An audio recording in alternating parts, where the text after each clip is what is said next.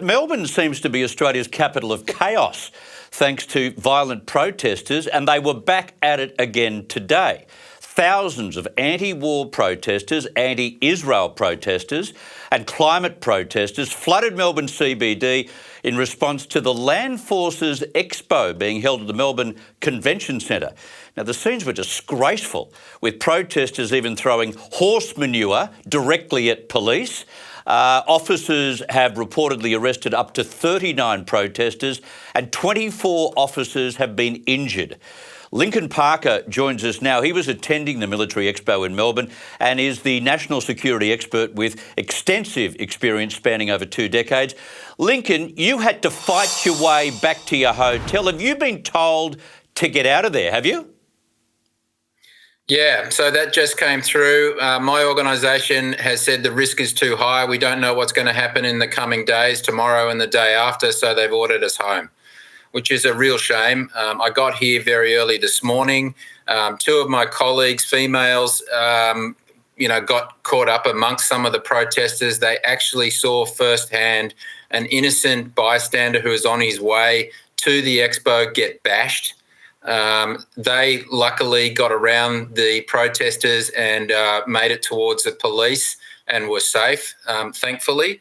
But these people have been, it stinks out the front of the Melbourne Convention Centre. It certainly is not horse manure. I grew up with horses. I can tell you that it is human excrement and perhaps dog excrement. I'm not entirely sure, but it absolutely stinks.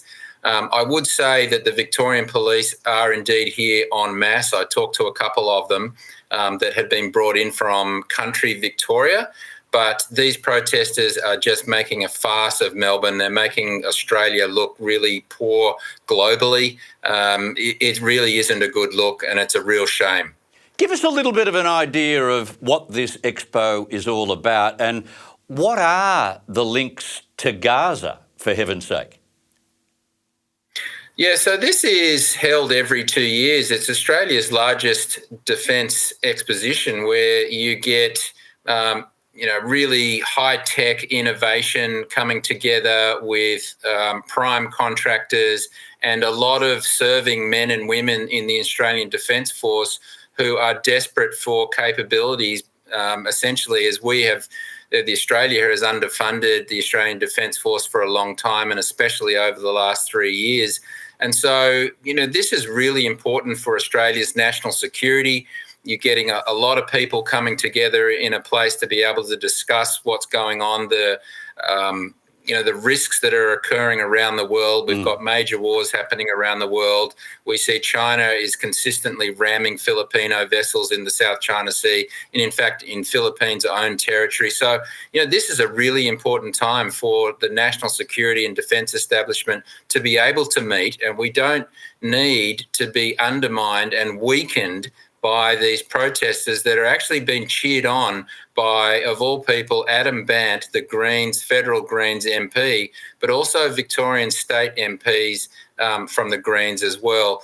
It's hypocritical when these protesters are actually gone out and they've been violent towards police, and as I just mentioned, violent towards local citizens on their way into the expo. In some ways, I guess it was likely to become as large scale as it was today because police have been very, very innocuous in terms of batting back against some of these protesters in their violence on previous occasions. But today, although it's only taken a year, they finally got serious, didn't they?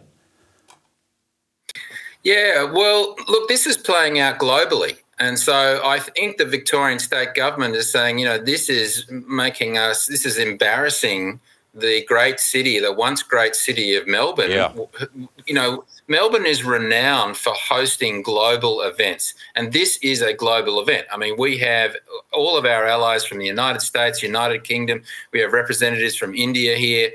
And this is just embarrassing Melbourne big time. It's shutting down traffic. It's disrupting people's normal daily lives, not to mention weakening Australia's national security.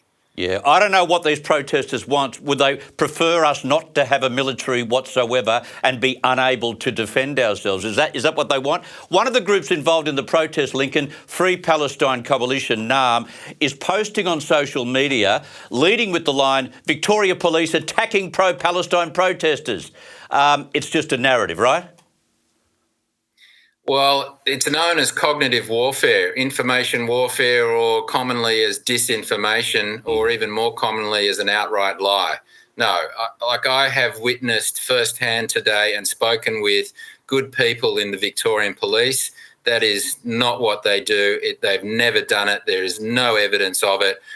So this is just another lie from protesters. And I don't know what they want Australia to be. If you weaken Australia to the extent that we will no longer be a free, open, tolerant and generous society, I mean, we'll go. Do they want us to become more like a communist China?